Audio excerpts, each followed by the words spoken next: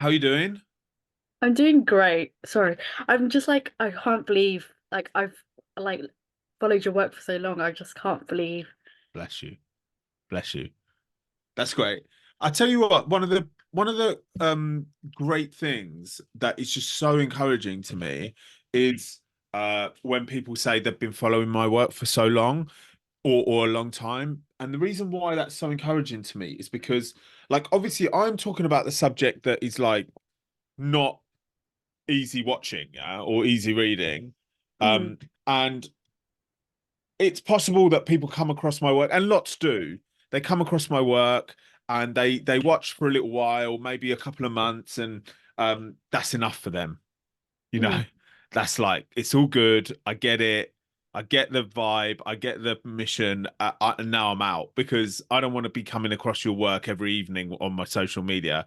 But to know that you've been following for some time means that it must be engaging enough, or there must be enough of a journey there for you to follow. yeah, definitely. I feel really like inspired by you because I feel like you're so successful.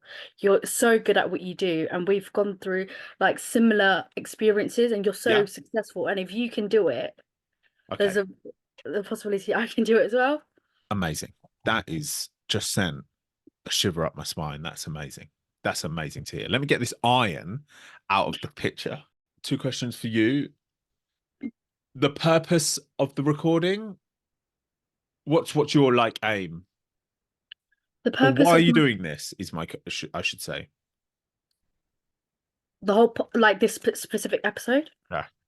because I think um interfamilial sexual abuse is not that talked about, Yeah. and it's such a common form of abuse and it needs some awareness, and Okay. I feel like um I don't know if you want to go into it, but like when you feel that need for revenge and you would Yeah. go to you know uh, I know that if I saw one of my abusers on the streets or something, I'll go to any extremes to cause them any pain. Yeah.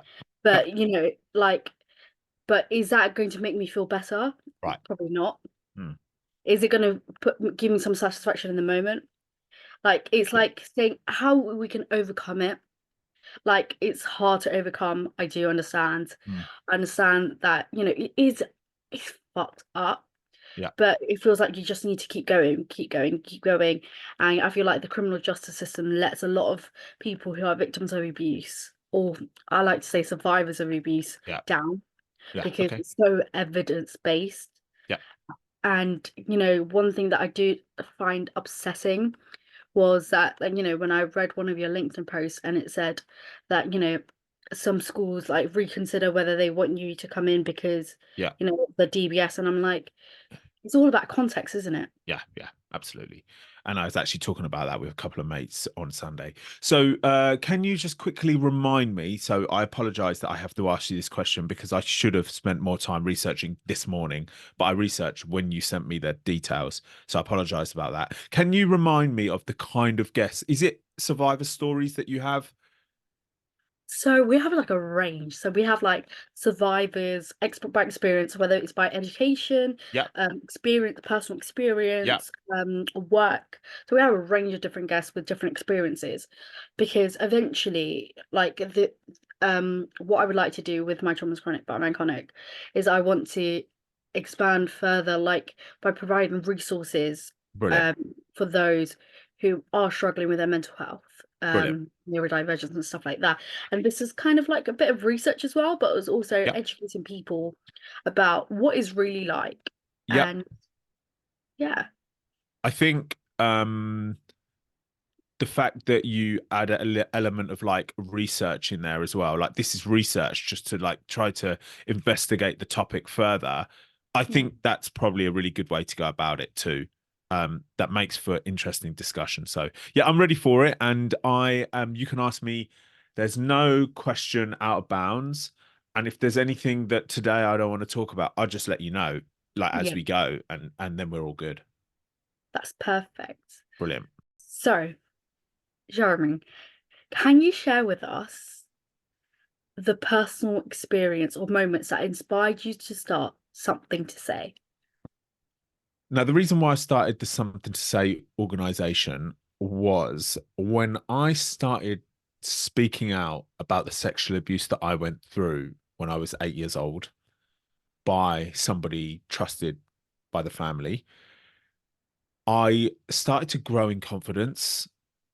The first time I spoke, it was like this weight had been lifted off my shoulders. The second time I spoke, it was almost like the fear of saying something had halved. Then the third time I spoke, that fear of saying something started to dissolve away. Then by the 10th time I spoke, I just was speaking about it with this like this power and this confidence and this drive. And I thought, you know what? It'd be brilliant if I could start a platform to give space for others to do the same if they wish to do so. And that's why I created Something to Say. I launched these social media platforms and invited people that wanted to come and share their story. What motivated you, like, to dedicate your life to raising awareness and addressing the issue of child sexual abuse? It was when I started to become interested in what was going on out there. I started researching the topic. I started reading forums. I started following people on Instagram that were discussing it in some form or some sort of way. And something that I really noticed was the whole conversation is censored. The whole conversation is silenced. People aren't sure if they can or can't say certain things. People are tiptoeing around the topic. People are worried about this and worried about that. And I was thinking, that is not helping the children of today. Like, we're the adults in this situation. We're not behaving like it. We're behaving like the children around the topic, like scared of talking about it. Like, we need to take this thing by the scruff of the neck. We need to really move forward with this. We need to be outspoken about this because otherwise, how the hell are we going to address the problem properly to protect the children of today? And actually, to kind of flip that on its head, when I was a child being sexually abused by that man, what I needed was the adults to be outspoken about this. And in the 80s, when this, sorry, in the 90s, when this was going on, they weren't. So I thought, you know what? I should probably try and do something to change that. And that's why I left my engineering career and kicked off all of this work. Mm. I feel like it's, like, I'm a bit younger than you, Yeah. and like even like what was it? I disclosed sexual abuse around 2017. Mm, Like, there's something inside of you that knows something is wrong, mm, but you don't know what it is, and you can't put your finger on it, and nobody's talking about it. And if they do, it's like one-off incidents, not like repeated right. incidents. And I was 14 Yeah. at 13 when I realized it was wrong. Mm, This is against the law. This is not supposed to happen. And I feel like from a very young age, I feel like, and I know from like my background, like a South Asian background, mm, like boundaries weren't spoken about. yeah. Boundaries are, often, like be like, no, we're the parents, we can do whatever. Mm, And yeah, and when boundaries are not taught from a young age, especially personal boundaries, yeah. how is a child supposed to know if something is wrong? Mm. Because they're a child. They don't have the maturity. They don't have the understanding. They don't have the knowledge to identify that that's wrong. I agree with you. Can you talk about the importance of breaking the silence surrounding child sexual abuse and giving survivors a voice? The importance of breaking the silence is because the children are relying on us to do that. It's almost like we have a responsibility to do it. This is not a choice, right? If we are serious about other children not going through what we went through, then we have to break the silence. Why are we even silent about it? It's a crime. Like, we talk about every other crime. We talk about knife crime. We talk about gang culture. We talk about murder. We talk about all of these things. It's just this one we don't seem to want to talk about. And, I have various views on possibly why we don't want to talk about it. But regardless, the children and the young teenagers, the minors that are being exploited, abused, manipulated, tricked into doing sexual things that they can't consent to, They're relying on us to break the silence. Yeah. I believe survivor voices are so important because they are the inspiration to the younger generation. And also, they are the voices that can make serious change because they understand it. They went through it. They know the horrifying nature of that crime. They know the everlasting effects that it's had on their personality, their behavioral traits, the way they conduct their life. And they don't want anyone else to go through that. Now, you can have policy changes, you can have politicians, etc., who want to see this change because they don't want to see children being abused across the board. But it's really the people that went through the experience that really hold the power, in my opinion. Definitely. In your opinion, what are some of the major impacts of silence when it comes to addressing child sexual abuse?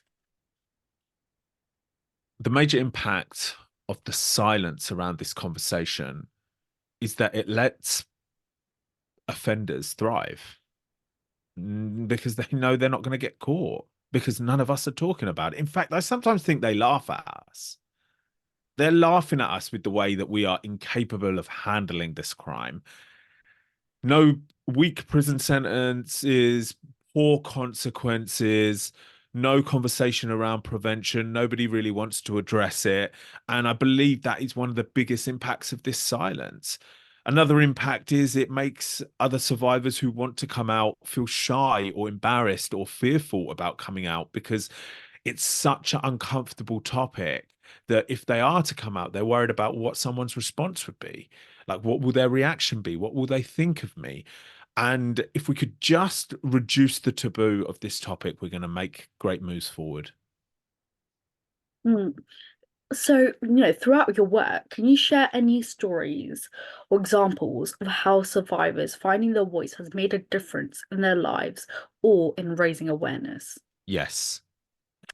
So when I began sharing other people's stories on my Something to Say platform that wanted to do so, I then started working with a team of volunteers on all of this work because I cannot handle it myself. And we started brainstorming about how we're going to evolve this platform because it is great to be sharing stories. We our aim was to try to like share 3 stories a week, something like that. But we also then decided, well, as a consumer of social media content, you're not gonna just only going to want to read a hard-hitting story every time. How are we going to add some variety to this? So we started opening the opportunity for people to start writing in with articles about certain areas of the topic: child sexual abuse imagery online, trauma, PTSD, working in a profession that works with victims of this crime. And people started writing in. So it started to become a place of resource and information. But then what we did, which we've done very recently, is we launched a YouTube channel. And we launched a YouTube channel to open the opportunity for people to share their stories via video format. Now, this is a completely different style to written format. Very powerful to actually see someone with your own eyes actually speak their story. And I know this is powerful because we've now shared 6, I think 7, we got one coming up, videos of people sharing their story.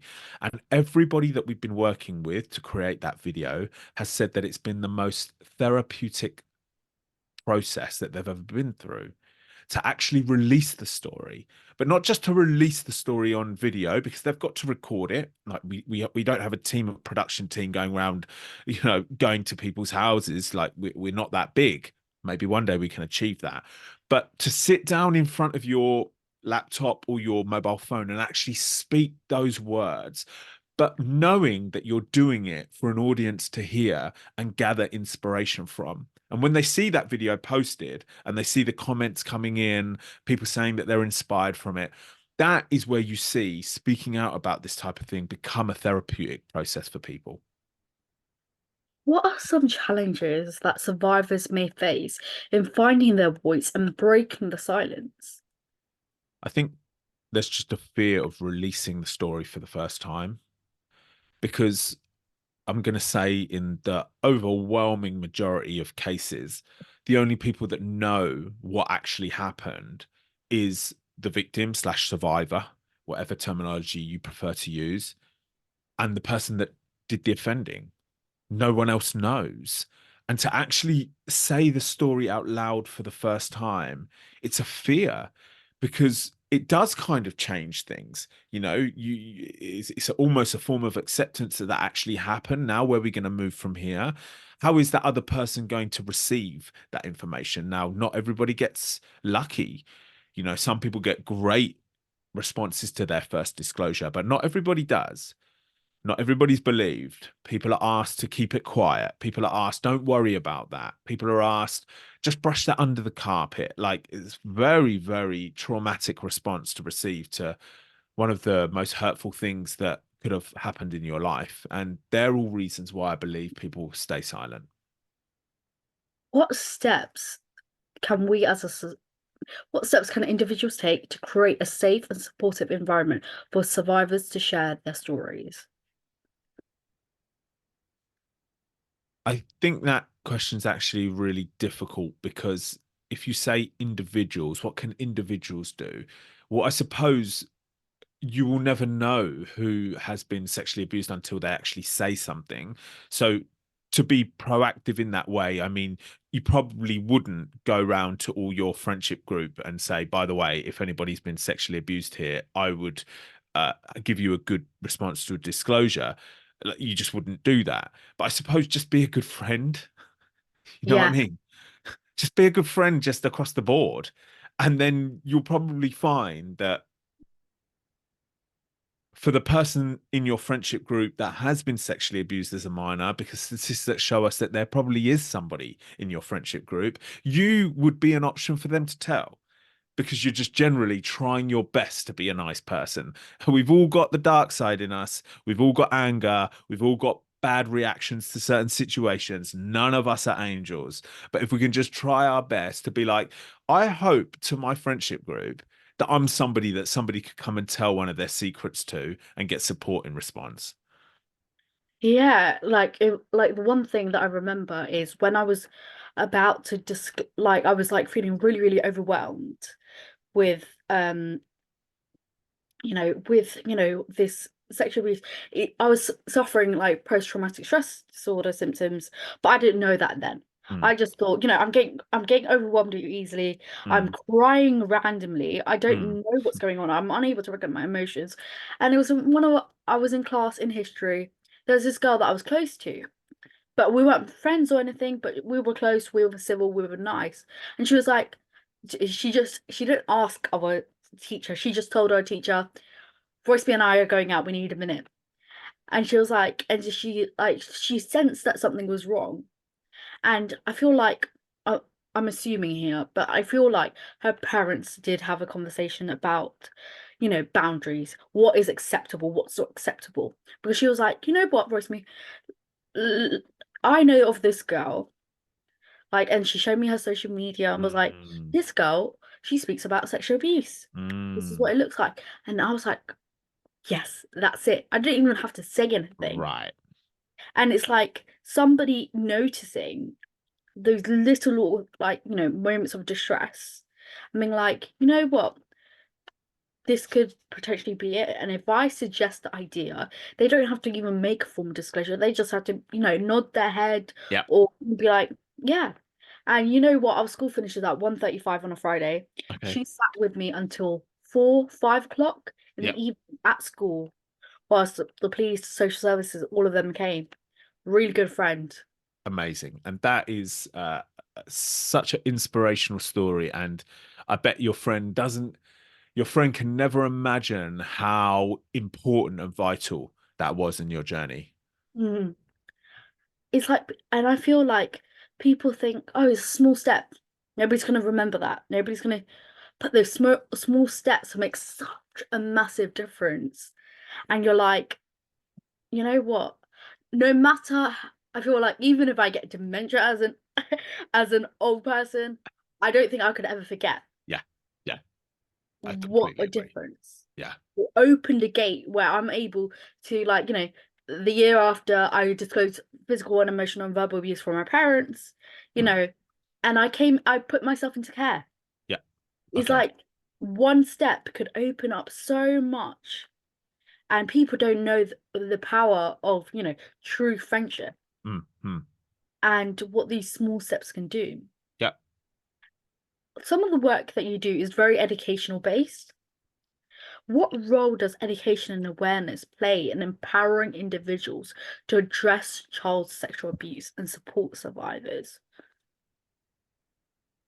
I feel like for many people, they all okay, let me rephrase that actually. As a society, we all know this crime is happening. Nobody ever says, I don't believe that. I don't believe the sexual abuse of minors happens. It's a conspiracy, maybe. Like nobody says that. Everybody knows to some level that it happens, but nobody really knows what exactly to do about it. Nobody really knows the true statistics. Nobody really knows how best to maximize the chances that this doesn't happen to their children, because the subject's so taboo, we can't even talk about it, let alone start talking about preventative measures. So one of my goals with my work is to open those particular discussions, start talking about how we can educate young people. I want to begin talking about what the schools are doing and possibly how that can be improved. But also, I am now opening the conversations where I get lots of backlash on about educating young men about how to not become abusers. And lots of people are very angry at me that I even try to approach these conversations, but it is very important. That's probably the bigger piece of the puzzle, because I know I gendered it there as men, but that's because 98% of the offenders are men. So let's just talk about that demographic initially. And what we need to start doing from a young age is teaching young boys, teaching 12-year-olds, 13-year-olds, 14-year-olds in an age appropriate way how to behave in sexual situations. And then maybe we wouldn't have so many offenders. And that's the source of the problem, right? Because we can educate children till the cows come home. Like we can do that 24/7. We can make the whole school day about this. You're still going to get kids that get groomed because they're young, impressionable, and vulnerable. You're still going to get 13, 14-year-old girls that get groomed because they're young, impressionable, and vulnerable, in particular online. So you're never actually going to completely eradicate it only using education of young people. You have to start educating young people about not but how to behave in sexual situations too, so that they don't turn into abusers or pedophiles. And I feel like one thing that, some organizations, some people who are in authority wait until they get a criminal prosecution or they get Okay. accused. And you're like, okay, so, so we're working with people who have got prosecuted, but like this could have been prevented. Mm, Like so many early signs of if somebody's going to become a perpetrator. right. And I feel like they're going to be like, I feel like one of the things that I hear often is like, boys will be boys. Mm, Like, but like, it's like if you don't assert boundaries with the child and teach them, how would they know? yeah. And you're failing them as, adults. Yeah. And they're going to be like, okay, well, in my family, that's fine. So it should be fine elsewhere. Mm, Like, one thing is I thought if like I'm still working on this, but I thought, if you feel like you're in danger, you can fight back as soon as you feel like it. In an abusive environment, that's fine, that's acceptable. But outside in the world, that is not right. acceptable. Right. And you learning that, but and I feel like it's not just the responsibilities of schools and organizations, but I feel like parents Of and course. carers should take on that role as well. And also social media platforms, and also big video platforms like Netflix, with the films that we release, with the content that young people are consuming, with the pornography that young people are consuming. How is that programming what they do in their own behavior? So it's like a society led problem. Yeah.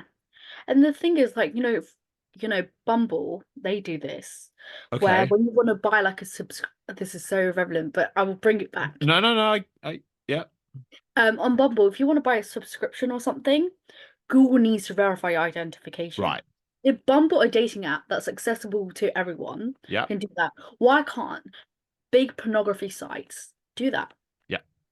Why And is yeah. And the reason why they don't is because they then know if you've got to identify yourself to go and watch pornography, that they're going to lose viewers. Mm, So it actually needs a push from the government because the business is not going to do it. It doesn't make business sense. mm. But yeah, you're right. If Bumble can do it, everybody can do it. Yeah, and I'm like, it's if and Bumble's if, compared to like I don't know Pornhub or whatever sites, okay, let's just compare it to Pornhub. It's a much smaller. Yeah, Their audience is much smaller, yeah, but I don't understand how, these big organizations, these leaders, can go to bed at night because I guess they don't care. yeah, They come to a point where they don't care and yeah, be like, because of my site, this is contributing yeah, to somebody committing crimes or yeah, something like that. yeah, How can you go to bed at night? yeah, yeah, yeah. They're not conscientious of that. And just for your listeners, I think I often like to distinguish a little bit about this conversation around pornography because for this discussion, I'm not talking about adults watching pornography, right? Adults watching pornography is a slightly different conversation, right? Adults can choose to watch the material that they want to watch, right? So we push that to the side. Of course, we're not talking about illegal material, yeah, Mm. obviously. But what the first conversation I believe we need to have is how is pornography programming and affecting under 18s, so minors.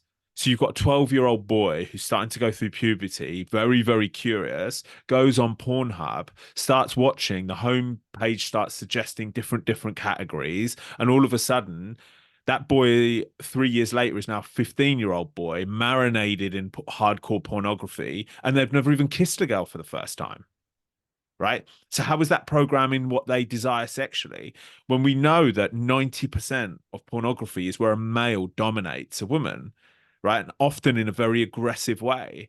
Like, is that what we want? That's educating their brain into what they desire. And I think that could be very, very dangerous. And and it's like, and it's what I find not like hilarious funny, but like Yeah. funny as in Yeah, like, yeah. Irony, yeah. yeah, it's like, oh, are you 18? Click yes or no. Yeah. I'm like, that is gonna do wonders. I'll be like, oh my God, I'm 16. Oh my God, I'm gonna click no. I'm not allowed to be here. Yeah. Let me take myself away. Yeah. But So, that's that 18 verification thing that's come up. That's a recent thing. So mm, someone's pushing some buttons because the pornography sites don't even want to have that on, right? So yeah. so I think my prediction is that we are going to see a journey in pornography like we saw in smoking. Right now, I don't know how old you are, but when I was a kid, you could smoke at the back of the aeroplane. So my Mm. dad used to go to the back of the aeroplane for a cigarette. Now that just seems crazy right now, right? Now also in my late teens, early 20s, you could smoke indoors in clubs. You used to be on the dance floor with a cigarette, which just seems like madness. And also when you used to go into a restaurant, they used to ask you smoking or non-smoking, right? But they weren't different rooms. It was just the left side was non-smoking, the right side was smoking. Like it must have stunk in there, right? And now we have a situation where smoking's everybody is like agreed that smoking is bad. You don't really, if you're a non-smoker, you don't want smokers around you, especially actually with a cigarette in their hand. And we discourage it hugely, right? We have little areas for people to smoke. And actually, I should have started this little story, but at the very start, where in the 60s, there were adverts on TV saying like smoking's a great lifestyle, right? Before medicine caught up. So you see this journey that it's happened, and we look back at those eras, smoking at the back of the plane, non-smoking, smoking in restaurants, and we're like, what the hell were they doing? That was obviously bad. Yeah. How did they not know? And I feel like in 20 years' time, we're going to look back at pornography with the same thing. You Mm. know, my grandchildren will be being like, how you idiots, Mm. you let everybody have unlimited access no matter what age they were, and there were no regulations. Couldn't you see how dangerous that was for young minds? And I feel like that will be the conversation. And we're like, and then there'll be people that are like, yeah, I did find it weird, but I didn't say anything. Yeah. I thought it was a bit unusual. I knew that it was wrong, but nothing got done What? about it. Yeah. And it's so like I feel like, and they were advertising smoking for pregnant women as well. Yeah. It was Like all, it's yeah. healthy for your pregnancy, and it's like so strange. And it's the companies that were driving that, right? Up the Mhm. sales, you know, propaganda, media influence, and then the science came afterwards, right? But the science came, but it's going to take a long time for the science to come for this because it's to do with sex, and sex is the conversation that we don't have. Yeah, Yeah, so it's going to be a slower turnaround, I believe. yeah, definitely. When you were saying 20 years, in my mind I was like, give it 50, maybe a century, and then we'll reevaluate. Like, I'm just Crazy, isn't it? yeah, definitely. I just was like, and I feel like when people like don't censor, I feel like when people don't censor even like films or stuff for like Mm, children, mm. and you're like, okay, this is a 3-year-old, but they can watch 18, Yeah. and I'm like,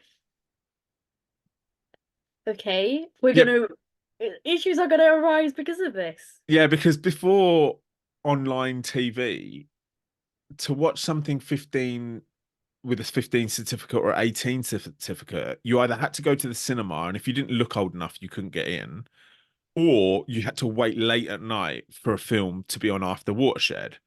But now you just open Netflix on your TV and you've got everything that you want. So as a 15-year-old, you can just watch whatever you want. Yeah, and parent control, like, it's a 4-digit code. It's probably your child's birthday or something. They don't those youngsters, they don't care about parent control. They know They all stick the off. tricks. You know what I mean? Parents know F all about technology compared to them. They know all the tricks. When you turn off the Wi-Fi, they know how to get it back on. You know what I mean? Like they know. They're laughing at us in that respect. Mm. And they're like, oh no, the Wi-Fi got Yeah, turned off. yeah. This is so like distressing. Yeah. No, my brother, when I was back at home before I was in care, my middle brother, oh my God, when I say my brother, my younger brother, oh my God, amazing at technology. He would put my Wi-Fi passwords in. I had to learn at like 14, 15 how to put a Wi-Fi password in, but he would do everything. Put the Wi-Fi back, everything. Yeah. Oh, it was great. Yeah. So, what are some of the long-term benefits that can be achieved by breaking the silence on child sexual abuse and supporting survivors in their healing process? We can actually start doing something about this situation because my prediction would be that the crime is growing in magnitude, in particular with the online space. And the long term effects are we can actually get people to start taking this seriously. Survivor voices can, by being open and honest about what happened to them, we can really shock the world into taking action. And I believe that that is completely possible. Survivor healing, I think, is so different to every single person. I think Bespoke. it's completely different. Some people, everybody likes a different vibe. Everybody talks about it differently. Everybody is inspired by different forms of this conversation. So the more we can get out there, the better, you know. Some people like the brute and honest stuff. Some people like the softer, gentler stuff, and that's all good. But yeah, the more people that start speaking out, the better. Not like you know what, as you were talking about like those something to say videos and stuff like that, I'm very open in like I'll post a social media post, be like, I've been through this, Mm, and you really inspired me to be like, apart from the podcast, to mm, talk about it. I feel like I mm, do it in a very educational way, because that's mm, why they're like, our podcasts are usually 2 hours long, because it's very educational, mm, it's very experience based and stuff like that. But like with that, I feel like this is a very not like a script. It's scripted to an extent, but it's Yeah. also, say whatever, but it's like we're following Yeah. and just speak freely Yeah. because that's what we do on the podcast. We answer the question and we like, go wherever it goes. But I feel like I might start like another Mm, thing mm, because I'm like, why should it always be educational? Why can't I yeah. show the emotions? Yeah. Because a lot of things I'm like, I am very, very much like I have it all together. Mm, I have all together. Even when I'm talking about it, mm, it doesn't. My face doesn't look affected or anything. yeah. Inside is not affected, but I can talk about it with emotions. Mm. And you've been following my work for a little while now. You'll see that I do take, I do express my emotions. Like sometimes when things aren't going very well, I'll write a post about it. You know, Mm. last week I wrote a post about school cancelling on me. I lost a booking for a reason which we may talk about today. When I talk about like end of the month and we're running out of funds, like this isn't easy. I got my head in my hands, I'm pulling out my hair. Like I talk about the whole journey, because if I just only post inspirational stuff, that is all good and that is going to suit lots of people, but there's more to this than that. you know the aftermath of sexual abuse experience in your childhood, there's more than just motivation and it's inspiration. There's everything.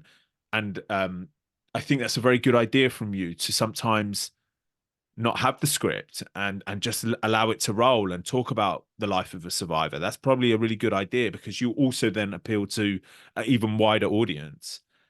And you know what? It's like I've never restricted myself, but I never thought of it. Right, It's so right. crazy to think now because I also never thought about it because I'm like, well, I want people to learn, I want people to understand, but I've never really thought about it. Yeah, And everything, and I feel like the most I've done about posting this shit is when I was in a psychiatric ward. I guess because I have a lot of time on my hands. I'm like, okay. And I'm like, why do I have to? Might, yeah, I might put yeah, a plan in place. yeah. That's nice. Oh, my autism loves planning. Oh. Do you mind if we go into like um what sexual abuse is and what Hmm. the different types of behaviors that fall under that category are? Okay, so I can answer these questions, but I must preface this with I'm not an expert, right? Mm. I've got lived experience and I'm working full time on investigating this topic, but I'm not a doctor. I'm not a therapist. I haven't written any books on the effects of sexual abuse in someone's childhood. So I just want to say that first. But just in my experience and what I've learned along the way, I would say that the sexual abuse of a child is an exploitation and a manipulation of their childlike nature to satisfy someone's perverse sexual fantasy. Hmm. That's how I would explain it. And the grooming process is something that is very complex and bespoke to each child, I believe. Um, and I believe that the perpetrator gets a thrill from the whole process, not just the sexual act. I also think it's very important for us to recognize that there are a spectrum of offences, and that is not on a level of some are worse than others. They're all worse. What I'm trying to say is lots of people think of the sexual abuse of a child always being forceful, violent, aggressive, painful. Like there's various types. Like some can be perceived as loving, caring, and the child may not even realize that that was something that they shouldn't have been involved in. Some could just be touch of the private area, even just on the outside. But the child doing that to the perpetrator gives them a thrill. Like it's not intercourse every time. It's not this every time. It's not that every time. It's like a range of things. And I Mm. think that's really important to understand. And I feel like, and people don't talk about sexual abuse. We talked about pornography earlier, but Mm, exposure to pornography, mm, mm, being an adult, and I feel like adult compared to I feel like the adult to child, like there's a power, there's a yeah, different power yeah. imbalance, and you are taking advantage of that power imbalance Mm, and exposing them to harmful material. mm, And the amount of joy they get with it, because they know the child is not going to probably understand it, what's going on. They'll probably like be like, "Oh, this is fun. This is yeah, play. We're yeah, playing," even though they don't understand it's wrong. mm, And I feel like taking it, like sometimes they're like perpetrators say this, like, "Well, they were consenting. It's a mm, child. mm, They don't have the capacity to mm, consent. mm, They don't understand the consequences of your as in perpetrators' actions. yeah, They don't have the capacity. What like if they did have the capacity, don't you think like they will be consenting to their medication, any right, medication they want? Be like, oh my God, we want to give your child Calpol. Why is the school calling up their parents? yeah, Something yeah, as like small as yeah, that, and you think they can consent? yeah, Like yeah, what? yeah. Sorry. And that's why the law is there, right? The law is. I personally feel like we look at that law in the incorrect way, right? We say that you're not allowed to have sex until you're 16, right? That's we're here in the UK.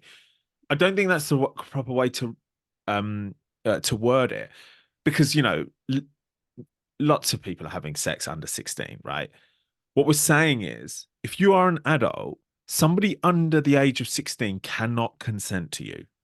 That's the rule, right? That's the rule. Because we got plenty of 15-year-olds having sex with each other, right? Parties, whatever, boyfriends, girlfriends. Like, that's not what we're saying. What we're saying is, if you are under 16, adults are not allowed to go near you because you cannot consent to them, and that is the rule.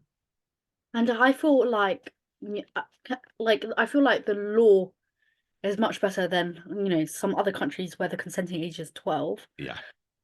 But I feel like with the way that the world is right now, I very much disagree with.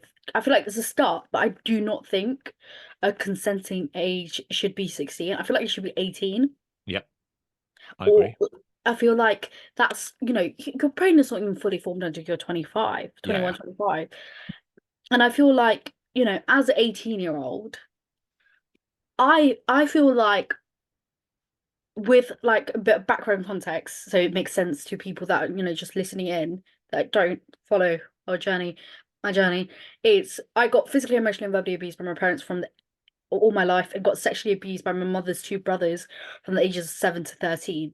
I'm neurodivergent, so I have autism, ADHD, I have emotional dysregulation, and I have complex post-traumatic stress disorder.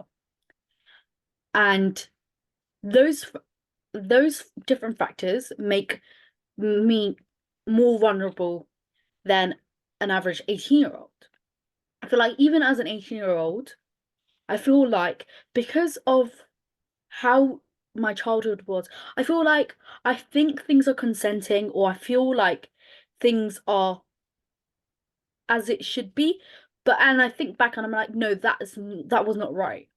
I feel like even at 18, which is, 2 years above the Uh, consenting age, I'm like, I don't think even at 18, I feel like whether I had my experiences or not, I do not feel like an 18-year-old has a full understanding of the world.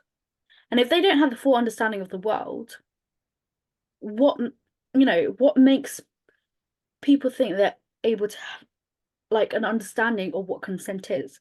What makes them comfortable when they say no? It's not like a joking, oh, no, no, no. It's a no.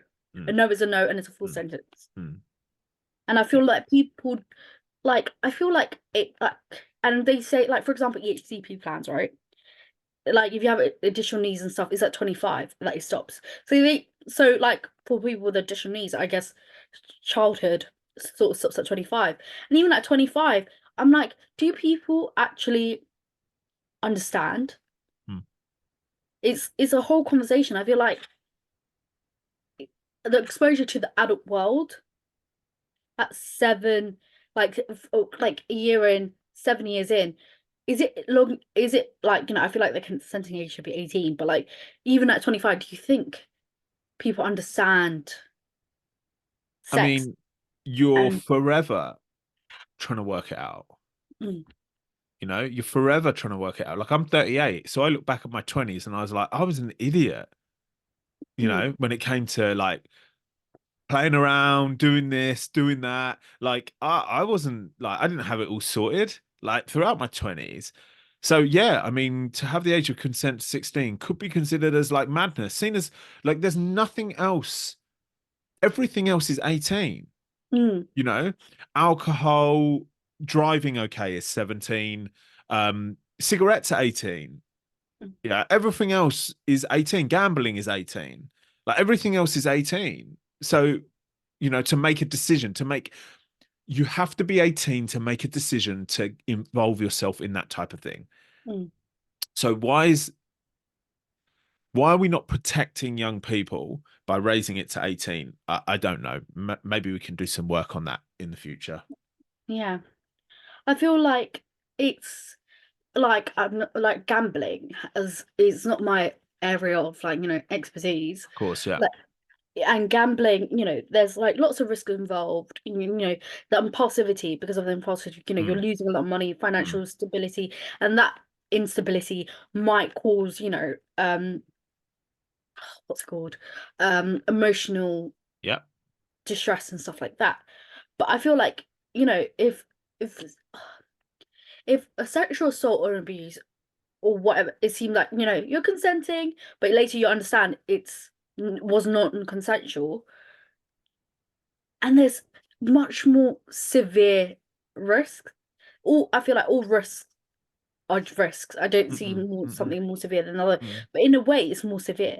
Yeah. There's a violation. This is going to Yeah. be affecting you your whole life. Like if gambling, Yeah. I see what you're saying. yeah, Yeah. easier said than done, but you can get your money back. Right, Like right, you right. can get back to, out the minus and Yeah. into the positives. Yeah. So if that's 18, like I feel like how we were talking about the smoking thing? Mm. I feel like in like 50, 100 years Okay. time, I feel like that could be a Yeah, yeah, yeah. Age of consent could be something where our grandkids are looking back and being like, what the hell were you lot doing having it at 16? mm, Yeah.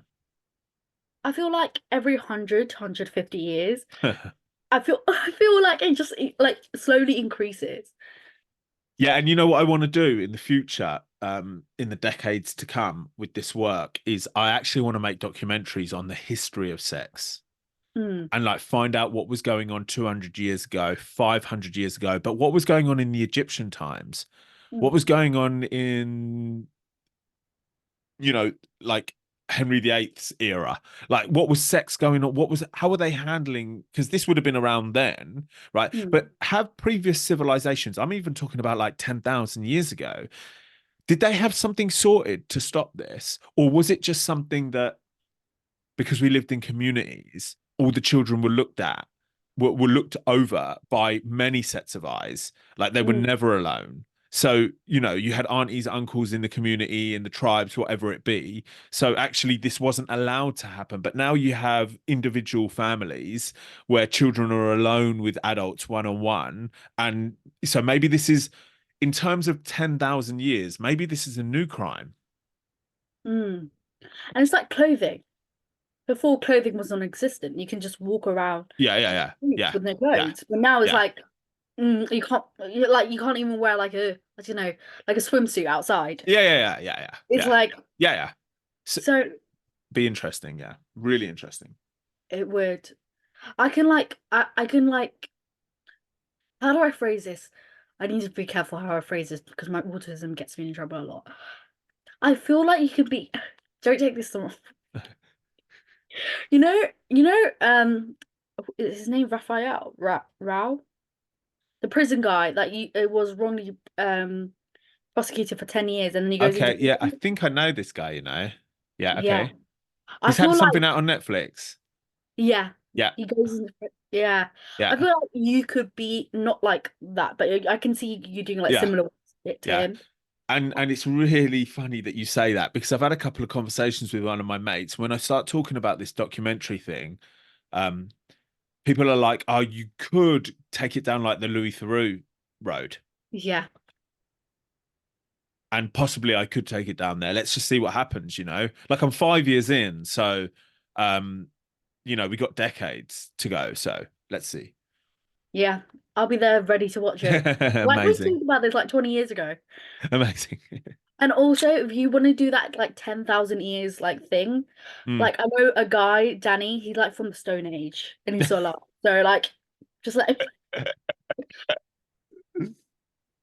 any specific risk factors or vulnerabilities that make certain children more susceptible to experience child sexual abuse.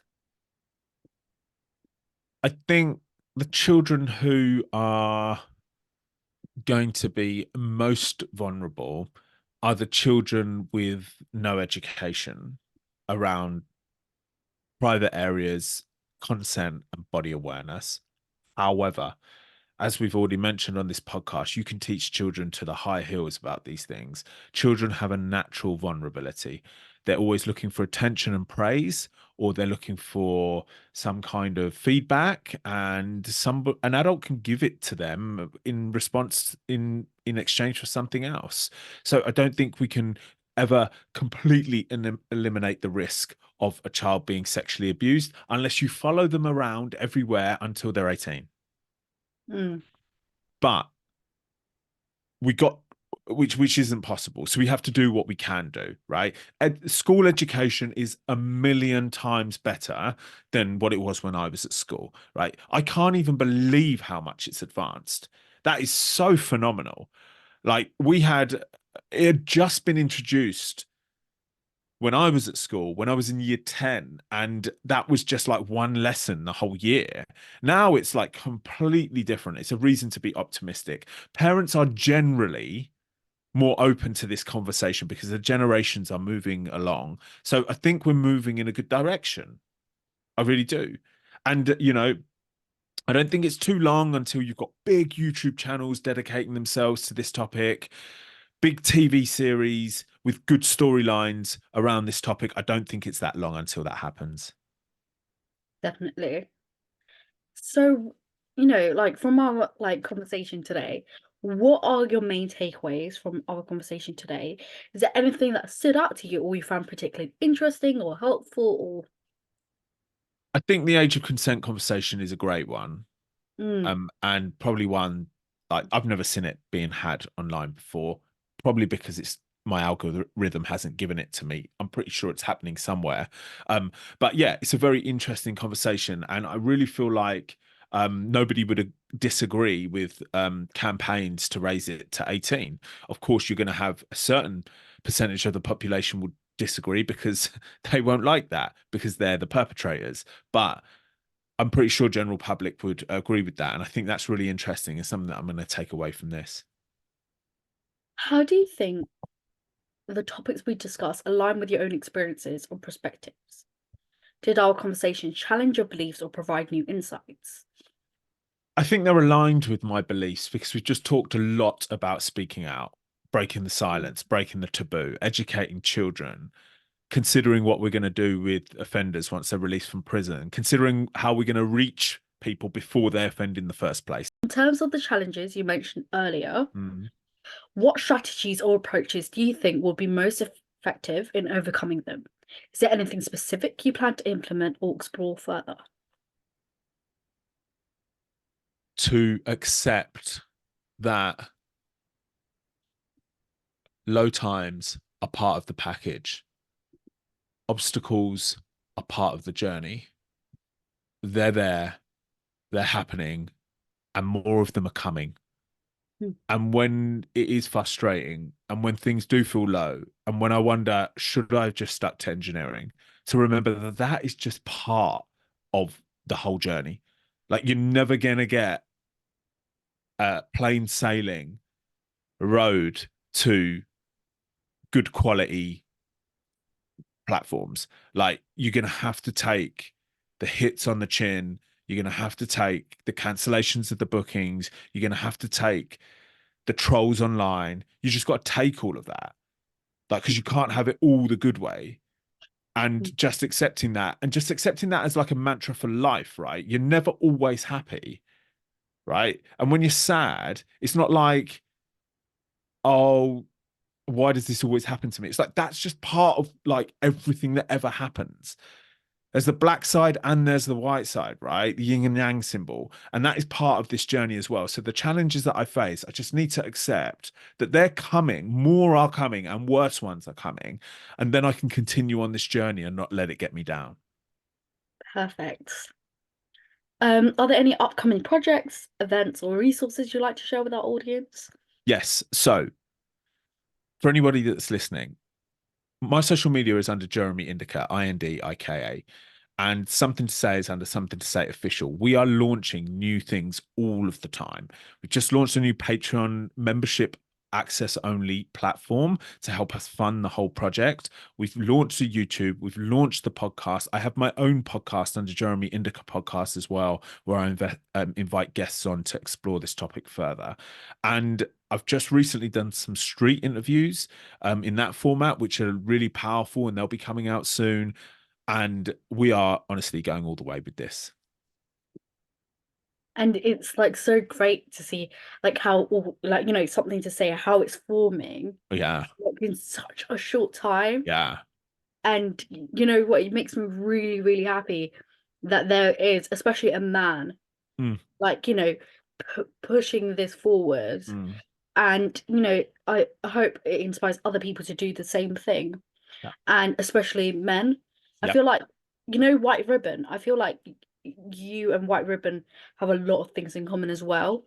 Okay. I don't know White Ribbon. What is uh, that? it's an organization, a charity. um they're mainly based in Australia, but they all around the world. They focus on men taking action Okay. against sexual abuse, Okay. I'm going to check being that like, out. yeah. Finally, do you have any piece of advice for us going forward? And what's one thing that you're grateful for today?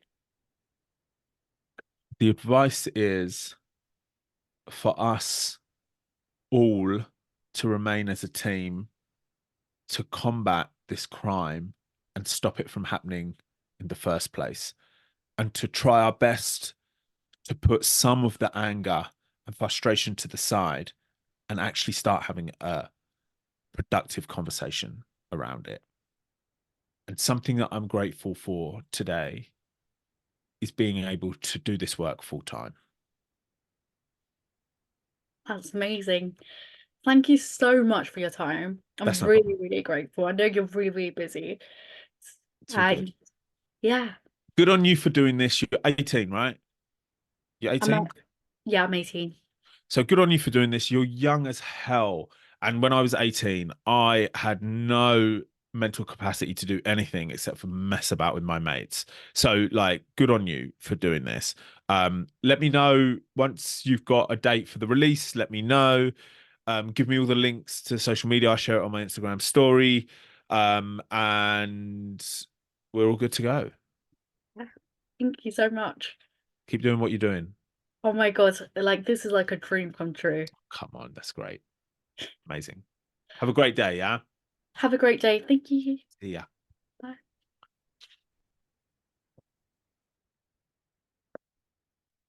Oh, oh my God, I need to go to my psychiatrist appointment. Oh my God.